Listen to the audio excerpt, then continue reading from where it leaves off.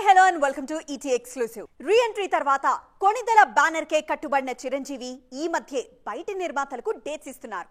అంతా బాగానే ఉన్నా గీతా ఆర్ట్స్ లో మాత్రం మెగాస్టార్ సినిమా వర్కౌట్ కావట్లేదు. అసలేంటి మతలబు? ఒకప్పుడు గీతా ఆర్ట్స్ కు కాంపౌండ్ హీరోగా ఉన్న చిరుతో అల్లు అరవింద్ ప్రాజెక్ట్ ఎందుకు సెట్ కావట్లేదు? అవుతుందా? అయితే ఎప్పుడు? ఇదే వాటి ఎక్స్క్లూసివ్ స్టోరీ. రీఎంట్రీ తర్వాత చిరంజీవి జోరు చూసి అభిమానులు బాగా ఖుషి అయిపోతున్నారు. హిట్టు ఫ్లాపులతో పనిలేకుండా వరుస సినిమాలు చేస్తూనే ఉన్నారు మెగాస్టార్. వాల్తేరు వీరయ్యతో తన రేంజ్ ఇంకా తగ్గలేదని నిరూపించారు చిరు. ఇక ఇప్పుడు విశ్వంభర అనే సోషియో ఫ్యాంటసీతో బిజీగా ఉన్నారు. ప్రస్తుతం కుటుంబంతో పాటు ఫారెన్ టూర్లో ఉన్నారు చిరంజీవి. చిరు వరుస ప్రాజెక్ట్స్ సైన్ చేస్తున్నారు. అంతా బాగానే ఉందిగా, ఇంకేంటి అనుకోవచ్చు. కానీ ఇక్కడే ఫ్యాన్స్ కు ఓ కోరిక అలాగే ఉండిపోయింది. పొలిటికల్ బ్రేక్ ముందు కనీసం 2-3 ఏళ్లకోసారి గీతా ఆర్ట్స్ లో చిరంజీవి సినిమా పక్కాగా వచ్చేది. చిరు కెరీర్ లో ఎన్నో బ్లాక్ బస్టర్స్ గీతా ఆర్ట్స్ లో వచ్చాయి. కానీ రీఎంట్రీ ఇచ్చాక ఈ కాంబినేషన్ ఇప్పటి వరకు కలవలేదు. చిరంజీవితో హీరో, విజేత, పసివాడి ప్రాణం, ప్రతిబంధ్, మాస్టర్ లాంటి చాలా సినిమాలు నిర్మించారు అల్లు అరవింద్. ఇక ఆయన డిస్ట్రిబ్యూట్ చేసిన చిరంజీవి సినిమాలకు లెక్కే లేదు. అందులో ఇండస్ట్రీ హిట్స్ చాలానే ఉన్నాయి. అలాంటి కాంబో 2005లో వచ్చిన అందర్వాడు తర్వాత రిపీట్ కాలేదు. చిరు రీఎంట్రీ ఇచ్చాక కొణిదెల బ్యానర్లోనే వరుస సినిమాలు చేస్తున్నారు కూడా. ఖైదీ నెంబర్ 150, సైరా సొంత బ్యానర్లో చేసిన, ఆచార్యను మ్యాట్నీతో, గాడ్ ఫాదర్ ను సూపర్ గుడ్ ఫిల్మ్స్ తో కలిసి నిర్మించారు కొణిదెల ప్రొడక్షన్ కంపెనీ. కనీసం ఇలాగైనా చిరంజీవి గీతా ఆర్ట్స్ లో సినిమా కోసం అభిమానులు ఆసక్తిగా చూస్తున్నారు. పైగా ఈ మధ్యే బాలయ్య సినిమాను కన్ఫర్మ్ చేశారు అల్లు అరవింద్. మరి బావా బామ్మర్దుల సినిమా ఎప్పుడొస్తుందో చూడాలిక. నాన్ స్టాప్ గా జరుగుతున్న పుష్ప 2 షూటింగ్ కు బ్రేక్ ఇచ్చి మరి జర్మనీ వెళ్లారు అల్లు అర్జున్. ఉన్నట్టుండి ఈయన అక్కడికి వెళ్లడం వెనక అసలు ప్లాన్ ఏంటి? జర్మనీలో జరుగుతున్న బెర్లిన్ ఫిల్మ్ ఫెస్టివల్ కు బన్నీ అటెండ్ అవడం వెనక అంత పెద్ద వ్యూహం ఉందా? ఈ ఈవెంట్ పుష్ప 2 కు ఎంతవరకు యూజ్ కానుంది? అసలు సుక్కు ప్లాన్ ఏంటి? పాన్ వరల్డ్ సినిమా చేస్తున్నాం అని చెప్పుకోవడం కాదు, దానికి తగ్గట్లుగా ప్రమోషన్ కూడా చేసుకున్నప్పుడే చేస్తున్న పాన్ వరల్డ్ సినిమాకు న్యాయం జరుగుతుంది. ఇప్పుడు అల్లు అర్జున్, సుకుమార్ టీం ఇదే చేస్తోంది. పుష్ప 2 కోసం ప్రపంచాన్ని చుట్టేయాలని ఫిక్స్ అయ్యారు బన్నీ. అందులో భాగంగానే తాజాగా జర్మనీ వెళ్లారు.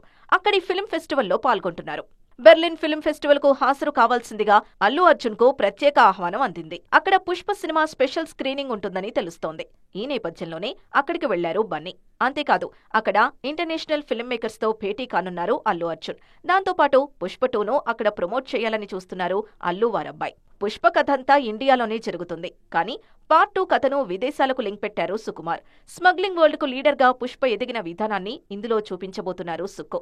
ఈ సినిమాను ఇండియన్ భాషల్లోనే కాదు, ఫారెన్ లాంగ్వేజెస్ లో రిలీజ్ చేయనున్నారు. బెర్లిన్ ఫిల్మ్ ఫెస్టివల్ కు అల్లు అర్జున్ వెళ్లడం పుష్ప 2కు బాగా కలిసిరానుంది. 10 ఏళ్లుగా ఇండస్ట్రీలో కొనసాగుతున్న కెరియర్ లో హై పాయింట్ ను మాత్రం చూడలేకపోయారు మలయాళ బ్యూటీ అనుపమ పరమేశ్వరన్. కెరియర్ లో మంచి హిట్స్ ఉన్నా స్టార్ లీగ్ లో ఈ బ్యూటీ పేరు కనిపించలేదు. కానీ అప్కమింగ్ సినిమాలతో ఆ కోరిక కూడా తీరబోతోందన్న కాన్ఫిడెన్స్ తో ఉన్నారు అనుపమ. రౌడీ బాయ్స్, కార్తికేయ 2 సినిమాలతో బ్యాక్ టు బ్యాక్ హిట్స్ సాధించిన అనుపమ ఇప్పుడు మరింత జోష్ తో దూసుకెళ్తున్నారు. కెరియర్ మంచి ఫామ్ లోకి రావడంతో ఈసారి గాడి తప్పకుండా ఉండేలా జాగ్రత్తగా అడుగులు వేస్తున్నారు. అప్కమింగ్ సినిమాల్లో కాస్త గ్లామర్ డోస్ కూడా పెంచి అభిమానులను అలరిస్తున్నారు. తాజాగా మరో క్రేజీ మూవీతో ప్రేక్షకుల ముందుకొచ్చేందుకు రెడీ అవుతున్నారు ఈ beauty. Block buster DJ Tillu sequel లో హీరోయిన్ గా ఈ కర్లీ హెయిర్ బ్యూటీకి ఛాన్స్ ఇచ్చారు మేకర్స్. ఫస్ట్ పార్ట్ లో టిల్లు క్యారెక్టర్ ఎంత పాపులర్ అయిందో, హీరోయిన్ రాధిక క్యారెక్టర్ కూడా అంతే పాపులర్ అయింది. రాధికగా నేహా శెట్టి పర్ఫార్మెన్స్ కు ఆడియన్స్ కూడా ఫిదా అయ్యారు. ఇప్పుడు డీజే టిల్లు సీక్వెల్ లో అనుపమకు ఛాన్స్ రావడంతో అమ్మడి ఖాతాలో మరో హిట్ పడినట్టే అంటున్నారు ఇండస్ట్రీ జనం. టిల్లు స్క్వేర్ ట్రైలర్ లో అనుపమ క్యారెక్టర్ చూసిన ఆడియన్స్ రాధికను మరిపించడం పక్కా అంటున్నారు. ఆల్రెడీ సక్సెస్ వైబ్ స్టార్ట్ అవడంతో ఫుల్ హ్యాపీగా ఉన్నారు అనుపమ పరమేశ్వరన్. కెమెరా వెనుక 100 మందిని హ్యాండిల్ చేసే దర్శకులకు ఆ కెమెరా ముందుకొచ్చి నటించడం తెలీదా? వాళ్ళు తలుచుకుంటే ఏ నటులు వాళ్ళ ముందు నిలబడతారు చెప్పండి? మన దర్శకులు ఇదే చేస్తున్నారు. ఓవైపు డైరెక్షన్ చేస్తూ మరోవైపు యాక్టింగ్ లోనూ అద్దరగొడుతున్నారు. మరి 2 పడవల ప్రయాణం చేస్తున్న ఆ డైరెక్టర్ కమ్ యాక్టర్స్ ఎవరో చూద్దామా? తరుణ్ భాస్కర్ ఇండస్ట్రీకి ఎంట్రీ ఇచ్చింది దర్శకుడిగా. కానీ ఇప్పుడు ఈయన ఒక బిజీ ఆర్టిస్ట్, క్యారెక్టర్ ఆర్టిస్ట్ గా చాలా సినిమాలు చేశారు. అదేంటంటే ఫేస్ వాల్యూ ఉంటేనే సినిమాలకు ఆడియన్స్ వస్తున్నారు, అందుకే నటించడం మొదలుపెట్టానంటూ ఆన్సర్ ఇచ్చారు తరుణ్. సముద్రఖని సైతం దర్శకుడిగా కంటే నటుడిగానే బిజీ అయ్యారు. గతేడాది పవన్ కళ్యాణ్, సాయిధరం తేజ్లతో బ్రో సినిమా తెరకెక్కించిన సముద్రఖని నటుడిగాను ఏడాదికి కనీసం 10 సినిమాలకు పైగానే నటించారు. తాజాగా కమెడియన్ ధన్రాజ్ దర్శకత్వంలో రామం, రాఘవంలో నటిస్తున్నారు. తండ్రి కొడుకుల కథతో ఈ సినిమా వస్తోంది. విమానం ఫేమ్ శివప్రసాద్ యానాల దీనికి కథ, మాటలు అందిస్తున్నారు. కొన్నేళ్లుగా మెగాఫోన్ పక్కన పెట్టిన ఎస్జే సూర్య పూర్తిస్థాయి నటుడిగా మారారు. తమిళంలో ఒక్కో సినిమాకు 10 కోట్ల వరకు రెమ్యూనరేషన్ అందుకుంటున్నారీయన. నాని, సరిపోదా శనివారంలోనూ కీ రోల్ చేస్తున్నారు. మార్క్ యాంటోనీతో సూర్య రేంజ్ మరింత పెరిగింది. వీళ్లే కాదు, శ్రీకాంత్ అడ్డాల, వెంకటేష్ మహా లాంటి దర్శకులు సైతం నటులుగా బిజీగా ఉన్నారు.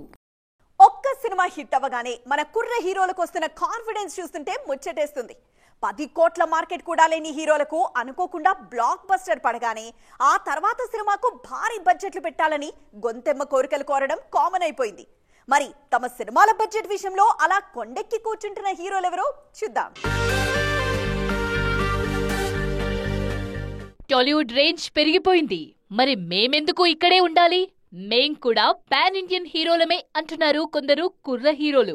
వాళ్ల తీరు చూస్తుంటే నిర్మాతలకు నిద్ర పట్టడం లేదు. ఎవరికో ఎందుకు, తేజ సజ్జానే తీసుకుందాం. హనుమాన్ 300 కోట్లు వసూలు చేయడంతో నెక్స్ట్ సినిమాకు కనీసం 40 కోట్లైనా పెట్టరా అని నిర్మాతల దగ్గర మొండికేస్తున్నారు ఈ హీరో. చైల్డ్ ఆర్టిస్ట్ గా వచ్చిన తేజ ఓ బేబీ లాంటి సినిమాల్లో క్యారెక్టర్ ఆర్టిస్ట్ గా నటించారు. జాంబీరెడ్డి, హనుమాన్తో హీరోగా నిలబడ్డారు. అయితే హనుమాన్ పూర్తిగా ప్రశాంత్ వర్మ మ్యాజిక్. అందులో తేజ ఉన్నా మార్కెట్ వర్కౌట్ అయింది ప్రశాంత్ వల్లే. ఇది హిట్ అయింది కదా అని తేజ సజ్జా కొత్త సినిమాకు 40 కోట్ల బడ్జెట్ పెడితే నిర్మాతలకు కునుకు కష్టమే. ఇదే శ్రీకాంత్ కొడుకు రోషన్ విషయంలోనూ జరుగుతుందని తెలుస్తోంది. పెళ్లి సందడి తర్వాత రోషన్ మరో సినిమా చేయలేదు. చేస్తే పాన్ ఇండియన్ ప్రాజెక్టే చెయ్యాలని వెయిట్ చేస్తున్నారు ఈ హీరో. బడ్జెట్ విషయంలోనూ నో కాంప్రమైజ్ అంటున్నారు రోషన్. అలాగే సిద్ధు జొన్నలగడ్డపై కూడా ఈ కంప్లైంట్స్ వస్తున్నాయి. ముందు సినిమాలు హిట్ అయ్యాయి కదా అని ఈ కుర్ర హీరోలపై భారీ బడ్జెట్ పెడితే రిస్క్ తీసుకునేది నిర్మాతలే అనేది విశ్లేషకుల వాదన. ఓ సినిమా ఫుల్ రన్ లో 200 కోట్లు వసూలు చేస్తేనే పండుగ చేసుకుంటారు నిర్మాతలు. అలాంటిది ఒక్క సినిమా కోసమే హీరో 200 కోట్ల రెమ్యూనరేషన్ అడిగితే ఎలా ఉంటుందో ఊహించుకోండి. ఊరుకోండి, మరి 200 కోట్లు ఎవరండి బాబు అడిగేది అనుకుంటున్నారు కదా. ఏం చేస్తాం, అడుగుతున్నారు. మరి ఇంతకీ ఎవరా సూపర్ స్టార్ చూద్దాం రండి. ఒక్కో సినిమాకు 100 కోట్లు పారితోషికం తీసుకుంటున్న హీరోలే మన ఇండియన్ సినిమాలో చాలా తక్కువగా ఉన్నారు. అలాంటిది ఇప్పుడు ఏకంగా 200 కోట్లు కావాలంటున్నారు ఓ హీరో. దానికి నిర్మాతలు కూడా సయ్యనేశారు. ఆయనే దళపతి విజయ్. ఈయన చివరి సినిమా కోసం ఏకంగా 200 కోట్ల వరకు రెమ్యునరేషన్ కోట్ చేస్తున్నట్లు ప్రచారం జరుగుతోంది. విజయ్ ఈ మధ్య పాలిటిక్స్ లోకొచ్చారు. 2026 అసెంబ్లీ ఎన్నికల్ని టార్గెట్ చేస్తున్నారు. ఈ క్రమంలోనే తానింకా ఒక్క సినిమా మాత్రమే చేస్తానని చెప్పారు విజయ్. అందుకే ఈయన లాస్ట్ మూవీకి డిమాండ్ మామూలుగా లేదు. డివివి దానయ్య ఈ సినిమాను నిర్మించబోతున్నారు. దీనికోసం దర్శకుల వేట జరుగుతూ ఉండగానే ఈ సినిమా కోసం విజయ్కి 200 కోట్ల పారితోషికం ఇవ్వనున్నట్లు వార్తలొస్తున్నాయి. విజయ్ అడిగినంత ఇచ్చేందుకు నిర్మాతలు సై అంటున్నారు. దానికి కారణం లేకపోలేదు. 6 నెలల్లో సినిమా రెడీ అవుతుంది. మహా అయితే 120 రోజుల్లో షూటింగ్ పూర్తయిపోతుంది. కాబట్టి ప్రొడక్షన్ కాస్ట్ తక్కువ అవుతుంది. దానికి తోడు విజయ్ గత సినిమాలన్నీ టాక్తో సంబంధం లేకుండా 300 కోట్ల వరకు వసూలు చేశాయి. లియో అయితే 500 కోట్లు క్రాస్ అయింది. విజయ్ రెమ్యునరేషన్ ఆ రేంజ్ లో పెరగడానికి మరో కారణం ఆయన సినిమాలకయ్యే ప్రీ రిలీజ్ బిజినెస్. ప్రతి సినిమాకు కనీసం 300 కోట్లు బిజినెస్ అవుతుంది. అలాగే నాన్ థియేట్రికల్ బిజినెస్ 200 కోట్లకు పైగానే జరుగుతుంది. ఈ ధైర్యంతోనే విజయ్ అడిగినంత పారితోషికం ఇవ్వడానికి సై అంటున్నారు నిర్మాతలు. ఇది ఈ రోజు ఈటీ ఎక్స్క్లూజివ్. మరిన్ని ఎక్స్క్లూజివ్ డీటెయిల్స్ తో మరోసారి కలుద్దాం. అప్పటి వరకు చూస్తూనే ఉండండి టీవీ 9.